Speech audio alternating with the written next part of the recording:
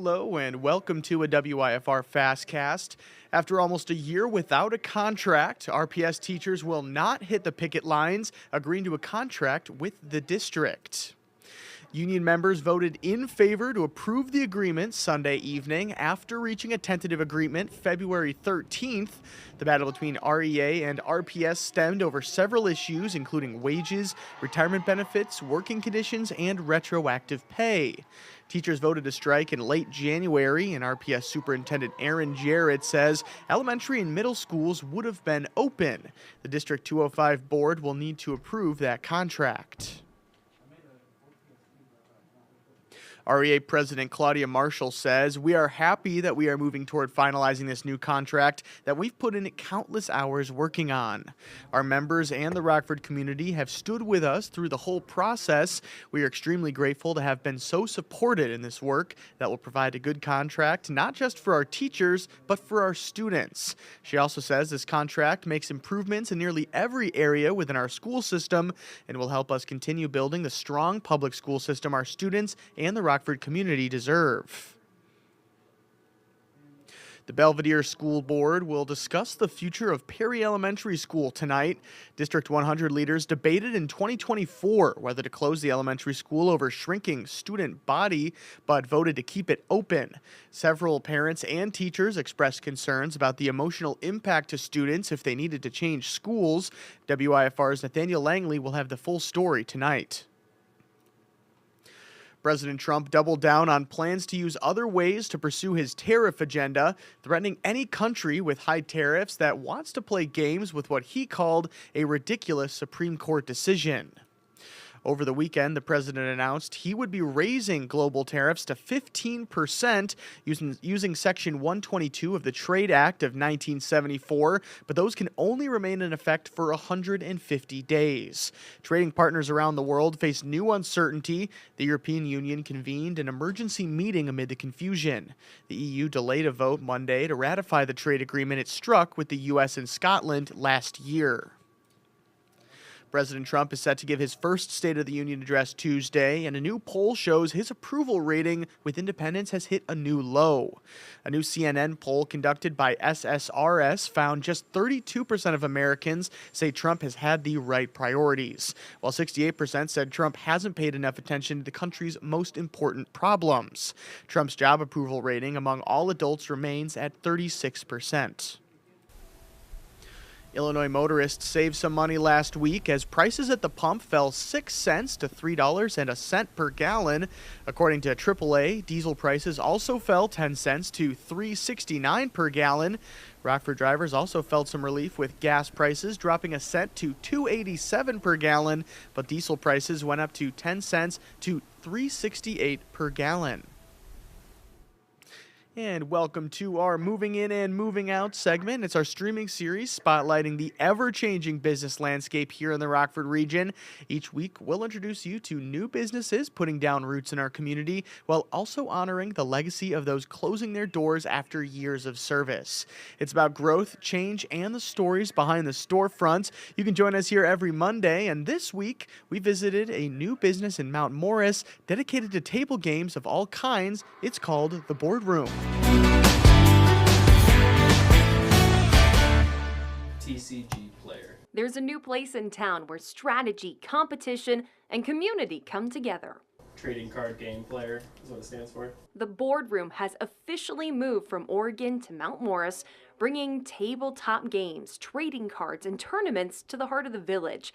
For owner Ashton Rutherford, the move isn't just about business, it's about coming home. Mount Morris is equally kind of my hometown just as much as Oregon is, and I've lived in both throughout my childhood, and a bit of me was like, I want to give back to my community and try to offer a place for people outside of, what we already have here and something a little bit out of the norm. The idea for a storefront came from his own love of playing. I got a little bit tired of traveling to go to play the games, so I was like, looked into it, and I was like, how do I get these games? How do I do a storefront? And then went down the rabbit hole and kind of ended up here. The new Mount Morris location offers more space and more visibility, giving players from across the state line more opportunities to play the shop's big three games. Magic the Gathering, Pokemon, and Warhammer. This one is a little bit more space in it, and it's also a lot more visible. What we kind of ran into was just not a lot of people knew that we were in our last location. I tried to do this for a little bit more visibility, and also trying to advocate a lot more for people coming out and getting games in here in person. Usually we have a lot of open play nights for people to come in and play whatever they want. We try to give out promotional material and free cards and free packs and stuff here and there for that. Inside the boardroom, shelves are stocked with cards and all the things you need to play.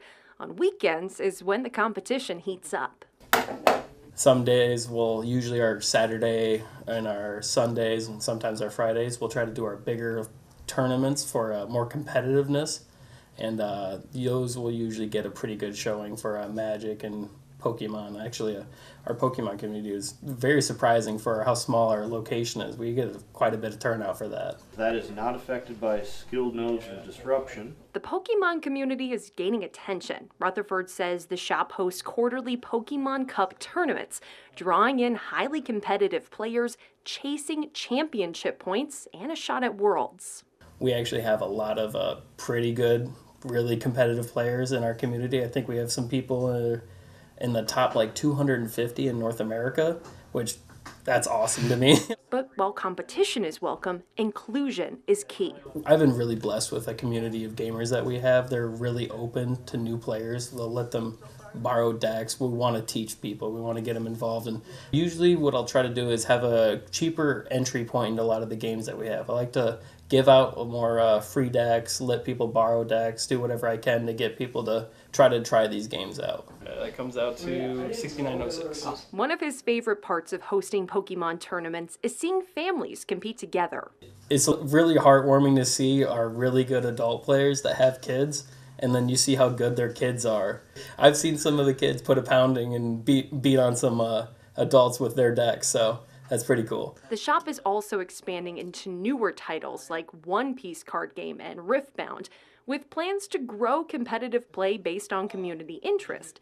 In fact, Rutherford regularly polls players to decide which tournament formats to host. I ask our community, I put a poll up, and I ask them, what are you guys looking for this week? And I let them decide based off of what we get the most votes on. So that way I'm like, all right, we get more players in to participate. He even offers trade-ins for store credit and special orders for hard-to-find cards, a service he says not many small shops provide, and the turnout so far, surprising. The amount of size kind of surprised me compared to our local population. I'd like to say our turnout is very surprising for that kind of ratio between population size and community going to a game shop. Looking ahead, growth may already be on the horizon. Honestly, the more players I can get into participating in events and try to expand on that more and more, and probably, who knows, we might outgrow this location. We might need more space for players, so that's kind of the vision. Beyond the games, Rutherford says it's about being part of a larger movement in Mount Morris. Classmates supporting businesses, neighbors supporting neighbors. When I get to see it from my end and see our community kind of join up on it, it makes me feel like I'm a part of that, of try to, do what we can for this, our local town here. And for anyone curious about jumping into the hobby, I would say go to your LGS, your local gaming shop. Go and check out, see what they have for, new player events, see what, if there's anybody around that wants to help teach you. In Mount Morris, the boardroom isn't just a place to play, it's a place to belong. Enjoy. Good luck. Yeah. Maggie Polsine, WIFR News.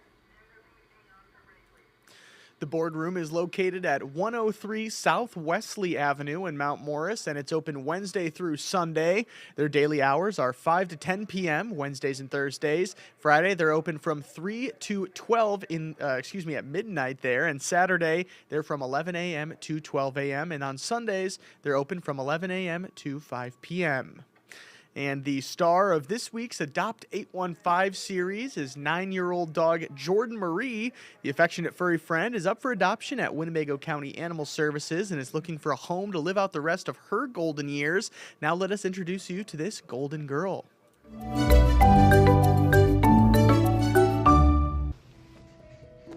she takes so nice. She's such a nice girl. Jordan Marie is a 9-year-old, probably American Pit Bull Terrier mix. We're not quite sure what she's mixed with. She's got all sorts of spots and things that make her quite unique. She was surrendered, unfortunately, when the owner was having homelessness issues and just was not able to find housing with her.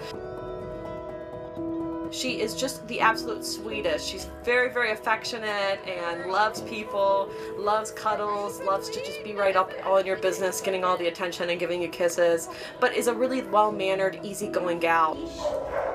She's exceptional on a leash. She does not pull. She's very easygoing. So if you're looking for someone to go explore the neighborhood with and get out there with, but you're worried about a dog who pulls, she's been very, very well trained with her leash walking, and she just wants to be right next to you. And that's what Jordan's all about, is being right next to you. Luckily, we know a bit about her because she was a surrender. She was brought in with information that she lived with children in the home, she's house trained, and we've also seen her do really well with other dogs here, so we think the sky's the limit for her. Done really well with them here. I'm sure she'll gain some confidence at home, and once she gets all the cuddles that she might be showing some interest in toys, but right now cuddles and making friends and giving kisses is, you know, the first thing that she wants to do.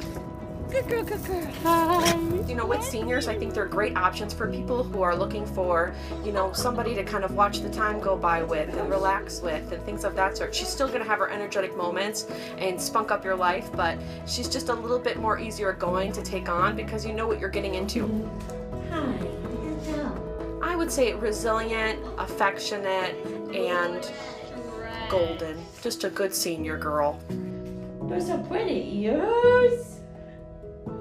They're the prettiest, the ears. As always, you can visit the Winnebago County Animal Services website for more information on Jordan Marie. You can also call them at 815-319-4100. And I'll tell you what, it certainly is a lot chillier here this week than it was this time last week. Let's take a look at how things are shaping up here over the course of the next few hours on our Monday. So, as you can see here, once we reach the noon hour here, we're going to be getting a little bit of that sunshine back, and 25 degrees is about the temperature that we're expected to hit there. And by the time we reach 3 o'clock, we're about to go up about 2 degrees there, and it does appear that that's going to be about the warmest we're going to see. Once we reach the 6 o'clock hour, once the sun glows down and things like that, we're going to be cooling off just a couple of degrees there for 23 degrees, mostly clear skies there. And then once we hit 9 o'clock and into midnight, dropping down again. And then you can see once we go into those overnight hours, we are going to be dropping into those teen territory. So certainly going to be a cold one out there. It certainly looks like going to be cold for the most part, the remainder of this week until we get a little bit of a warm up here towards the later stages of the end portion of this